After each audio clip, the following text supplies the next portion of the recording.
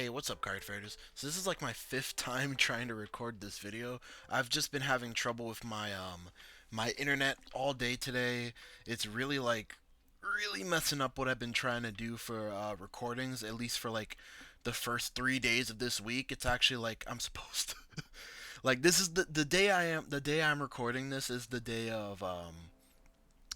that I'm like the shouting out the giveaway, like the winners of the giveaway I did for one of my playmats, and like I still haven't uploaded that video just because like my internet won't let me. I have the video made, and I just like my internet's just been like really bad today. So but enough of that. We were able to get the background music working. I was able to get everything else working. Hopefully, like it stays that way for this video. He discards a grade 3, gets his marker, draws a card. So going on to my turn, I'm going second, obviously. We're ditching a moon here. We're riding. We're gonna search for our arms card first. For those that haven't played against BAVSARGRA in a while, you can search for your arms card first before you draw for going second. The grade 0 isn't required to be in soul for its activation to follow through. So I can search first, deck thin first, so I don't draw into this card potentially, and then get my draw off. So we do decide to go for a grade 1 rush here. We're going to swing for 8. The reason that we swing Vanguard first here is because we do play front triggers. I didn't even attempt to run draw triggers in this build, and you'll see later on in this match video that we actually like almost deck out, even though we're not running draws. But he decides to guard 2 of the attacks, take 1, so we got a 10k shield and a 15k shield out of his hand. That's pretty good in the early game. See, his hand really isn't that big here. Calls out a GG. He had a little bit of a misunderstanding here with the GG. He assumed that he couldn't Soul Blast 2 for the GG because he thought for some reason he couldn't get the grade 2 Soul Blast cost off when he rode on top of it, but I told him that you could just Soul Blast a grade 2, so he just Soul Blast for the GG, and we actually do take this attack here, damage a moon, and then he's attacking with the Vanguard. We guard for 15 here, and he doesn't get an over trigger. He gets a Chronojet. So it's going on to our turn. Discard the shield here, we get it back. We're going to move back that grade 1 here and call out a Meteor Flare Dragon. Now, the reason that I'm running Meteor Flare Dragon in this build instead of Travis, I know people have been really liking Travis just because it soul charges and it gets big, but my reasoning for running Meteor Flare Dragon was that obviously the Ava matchup is like a really bad matchup for you because you can't touch their front row rear guards, and that's more often not your only retire. So my idea of Meteor Flare was that, oh, I can pop something in the back row, and I could potentially turn off their intercepts slash their extra shield gaining abilities, since those abilities are continuous abilities. But he's gonna ride up. He's gonna use the grade 2 of the ride line here to get the grade 3 Steam Fighter Bali.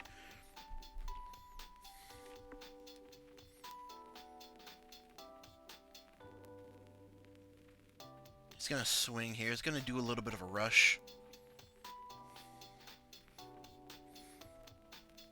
which I know I'm not going to guard all these attacks, so I decided to just take the first one, bank on getting a trigger, and we do get a trigger here, so we give all effects to Vanguard, and he does decide to swing at my rear guard here, which I just happily take it. They really don't matter too much, considering I can get them back. And he swings at my other rear guard here. Again, we have another one established in the back row, so we don't really need a second one. I'm going to stand and draw here. And we're going to pitch the shield here because we can arm it from the drop zone with the grade 1 that we have in the back row. We're going to counterblast 1 to arm the grade 1, the spear. It's going to draw a card, and then we're going to soul charge and call out a moon to countercharge. And then we're going to use the grade 1 here to equip the shield from the drop zone. And then we're going to Soul Blast 2 to get rid of his front row, which is really good for us since he's on like very low cards.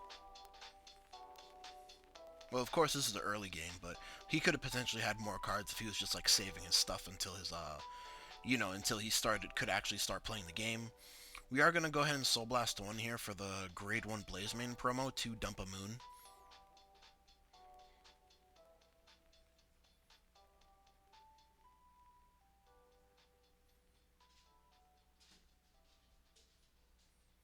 call out another moon here. We're going to swing for 2 damage. He is going to perfect guard this attack.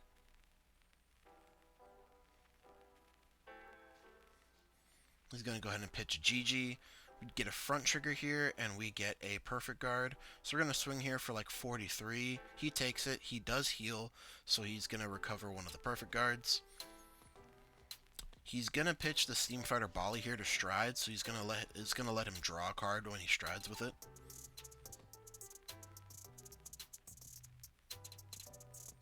It's going to go into Fate Rider Dragon here. He's going to use CHRONOJET's on stride ability, which lets him bot deck one of my rear guards.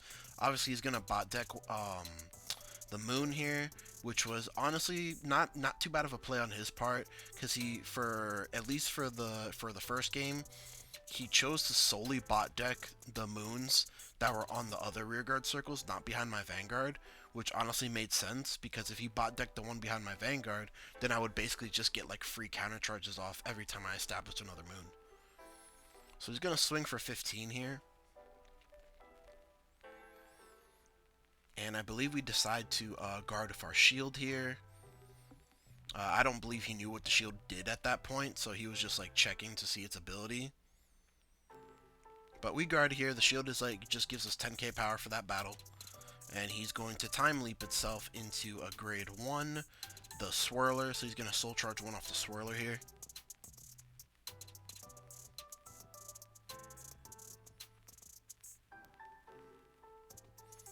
And he's going to swing here with Fate Rider.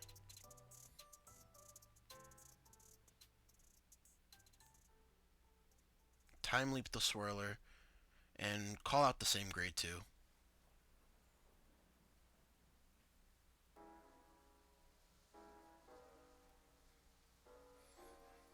And I just no guard the Vanguard here. I really didn't have a reason not to, since his columns weren't really that big.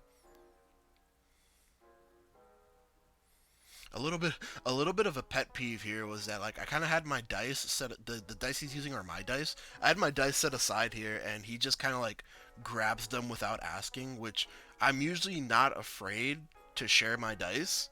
But, you know, at least, you know, a little bit of a common courtesy, like, hey, could you ask to use my dice and not just, like, take my dice from my area? Like, I didn't say anything to him, because, like, in the back of my head, I'm like, I would have probably let him use the dice anyway. But it did get me a little bit peeved. I'm not going to lie. He's going to get a swirler here.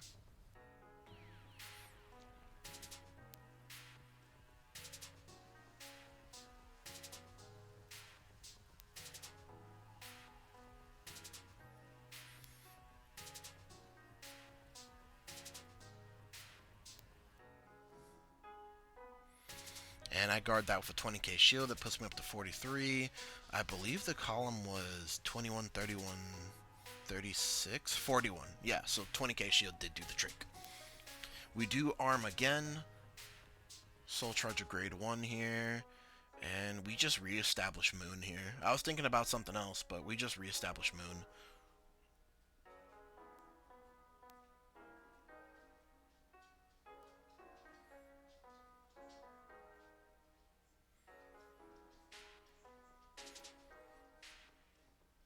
I go ahead and call out another Meteor Flare here. Get rid of his back row in case I do need to attack the front row.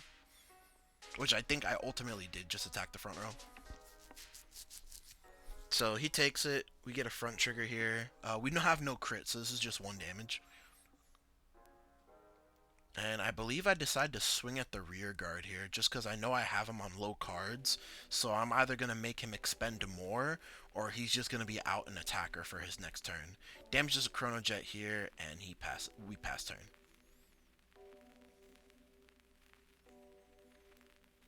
It's going to stride into another Fate Rider here.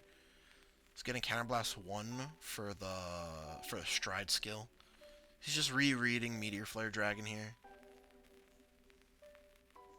So he decides to bot deck the Trickstar again.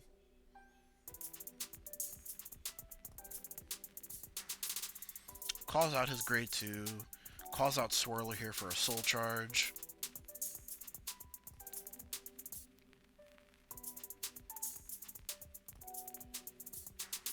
Calls out another swirler here for another soul charge.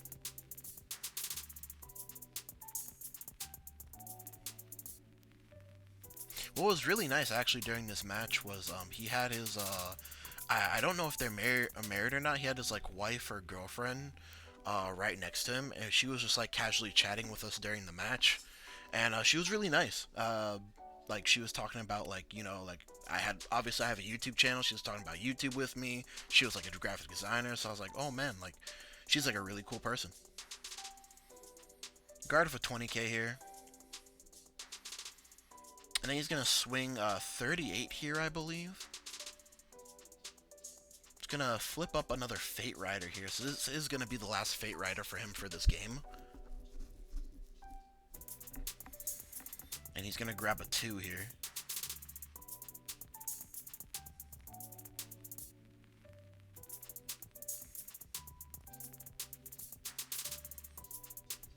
So that's like 15 to the front row. So this is like 43 or something. I just no guarded it, I believe, if I'm not mistaken.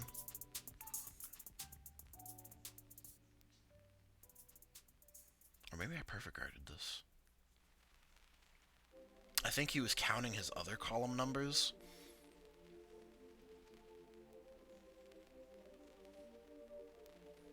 Yeah, he was counting his other column numbers.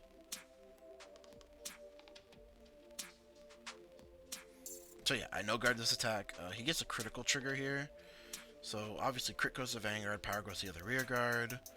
And then he checks a grade 2 and a PG. I check a BAVSARGRA, and I check a critical trigger here, so I give power to my Vanguard. So we are at 5 damage now here.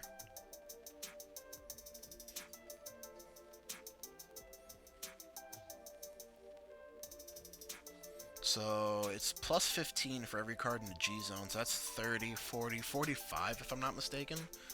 So we guard for 38 here and then use the shield. Then he's going to go ahead and time leap it.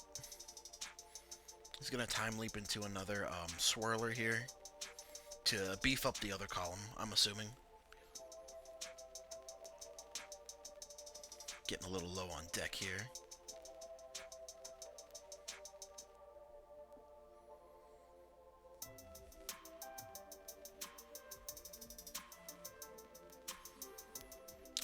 So I just PG this other one right here, because it was going to be a 2-card guard regardless.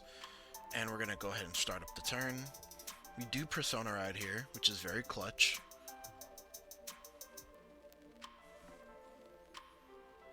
I'm going to Soul Blast 2 to get rid of his Interceptor, just because that is a big body Interceptor there. It's a 15k Interceptor if I'm not mistaken. We're going to call the grade 1 here. We're going to hook up another one of our spears to draw a card, and then Soul Charge a card. Thinking here what we want to call. We do decide to again call out the Trick Moon.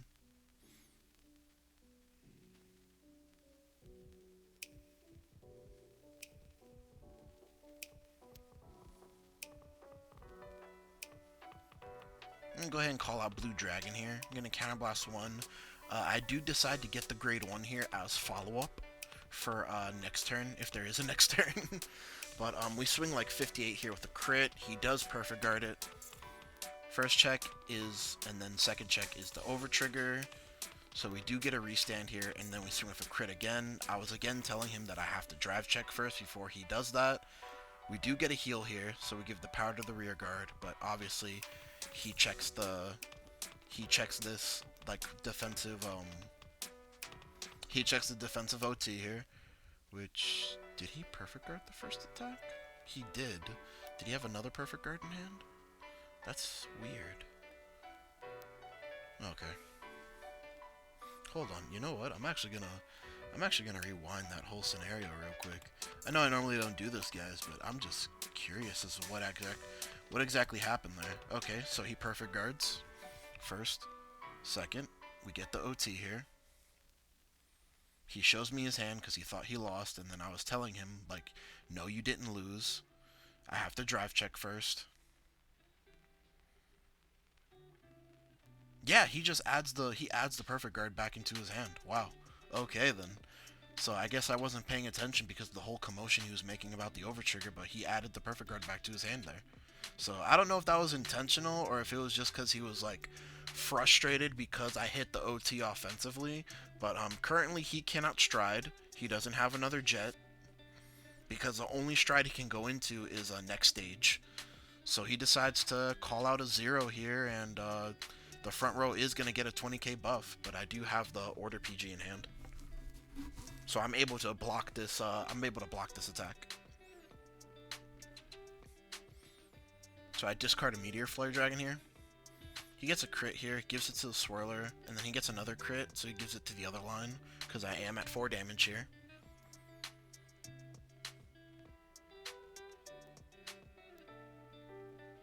So this is 1838 with a crit.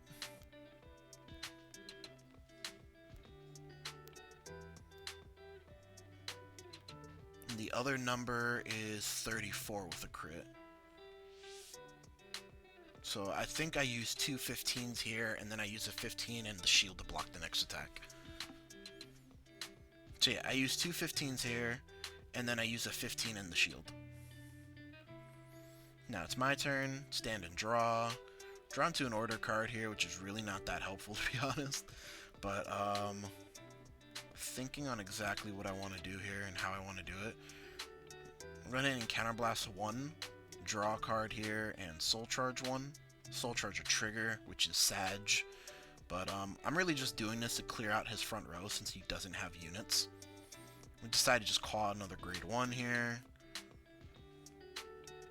Don't really have much to do here. Counterblast 1, and I'm going to equip another Spear since the Spear lets me double equipped in 1 turn. So I was just trying to draw into a different booster. And then we're going to go ahead and do the Spear again. Again, I was just trying to draw, or maybe like my thought process was I was just trying to draw into shield to survive his next attack, because, you know, my hand really wasn't looking that sexy. He perfect guards here with the perfect guard he added back to his hand, so obviously if he didn't have that, things would have been like very different this game. But he just guards here. The other column couldn't hit.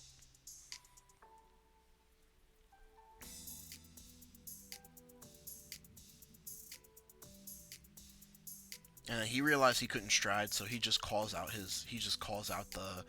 the 2 cards in his hand as front row units. And again, like, he showed me that he has the 20k to the front row. I don't know why he showed me that again, but he did. So, you know, we're aware of it twice. He swings here. I believe I no guard. Yeah, I don't think I have like enough zeros in his hand to like guard this swing, so I think I'd literally just no guard it. Or do I? So that's 21, 26, 46. I think I gave him a 1 to pass. Yeah, 48. I gave him a 1 to pass, which he didn't get it. He got a jet and a perfect guard.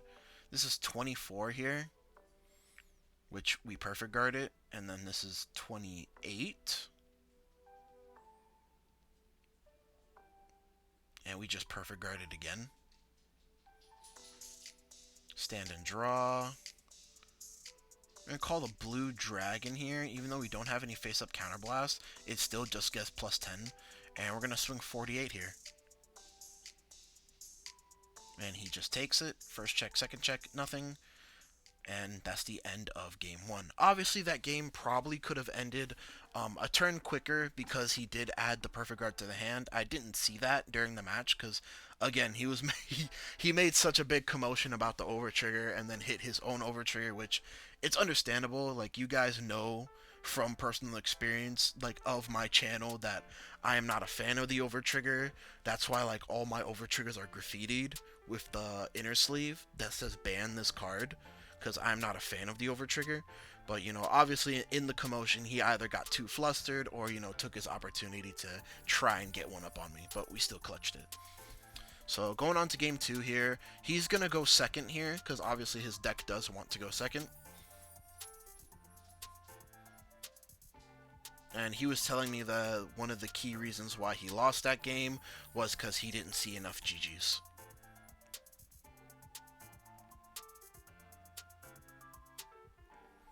See, we open up a Persona Rod here. And the gun. We put one back.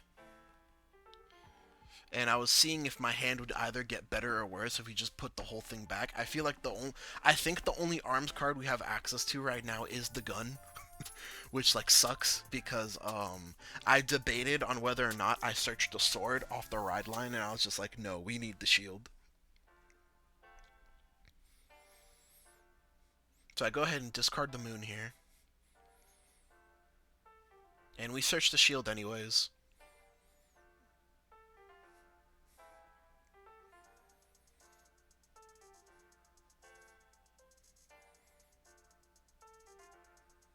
And that's just like the end of my turn. He's going to pitch Stride Fodder here. He's going to get the marker, draw off the marker, then draw off going second.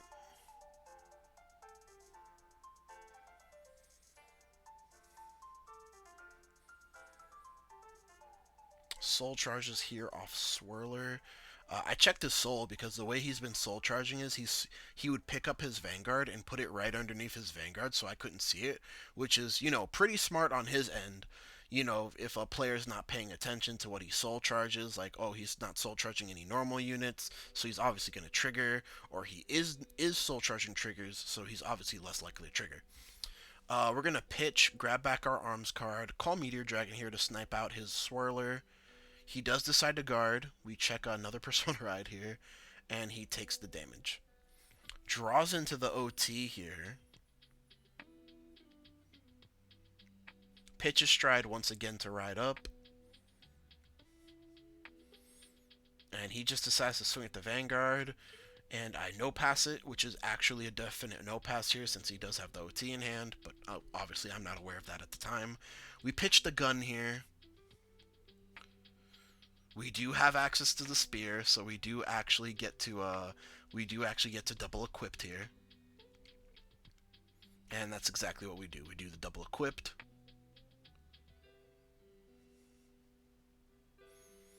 Calling out the grade 1 here to dump another Trick Moon to the drop zone.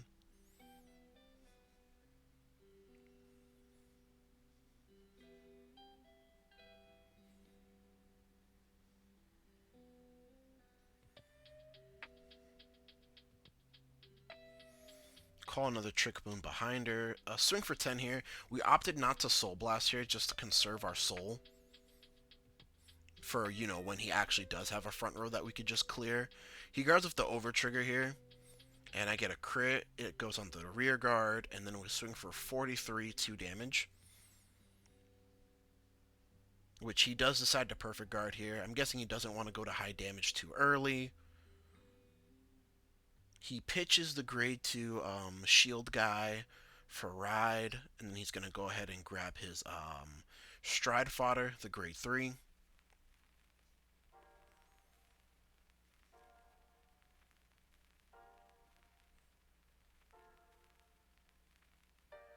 He actually does move the camera here to grab something. I don't know what he grabbed, but he did slightly move the camera here. Apologies, guys.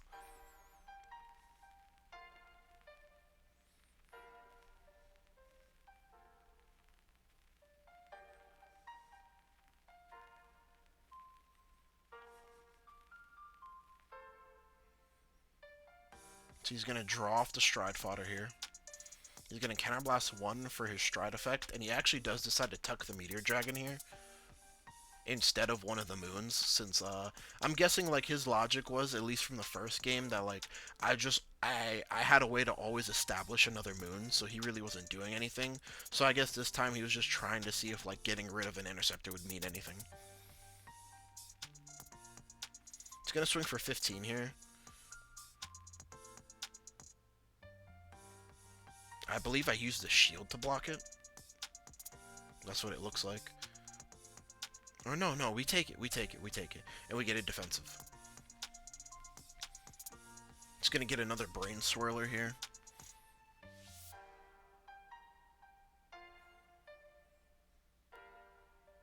Soul Charge off the Swirler. Soul Charge is a draw trigger. Couldn't hide that. Couldn't hide that from me, buddy. He's debating on his attack pattern here.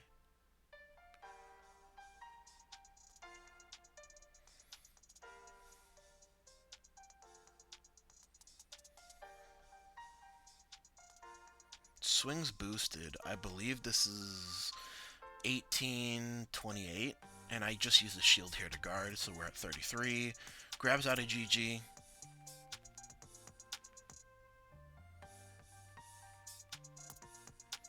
Soul Blast 2 here to draw a card.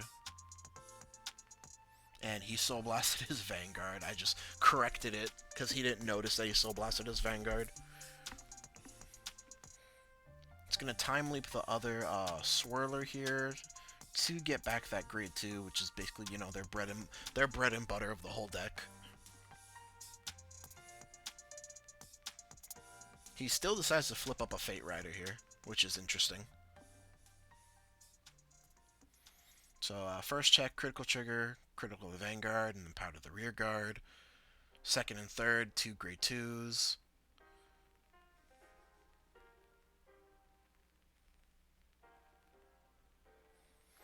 So I think he gave the extra power to the GG, so that's why the GG was 18 by herself, because she gets 5 if she's called off an ability.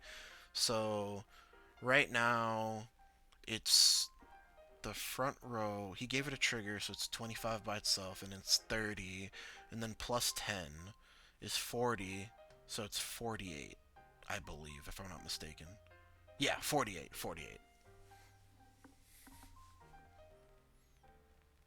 Seeing how I can guard that here, we do just guard it with a 20 and a 15, unfortunately.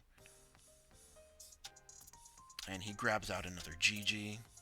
We're just standing and drawing and doing our turn while he's finishing up his turn, because we are almost at time constraints here, so I was just trying to hurry up the match. Thinking on what I wanted to do here, since obviously he had the lead, we do decide to go for the gun here. I was just trying to push, get cards into my hand, or like, you know, resolve extra trigger checks, but it ended up not mattering in this scenario. The gun actually like never came up to where it was like, cool, like this wins me the game the entire day, which is really interesting. I call another BAVSARGRA here just to make better numbers. So we're swinging here, 48 with a crit, triple drive.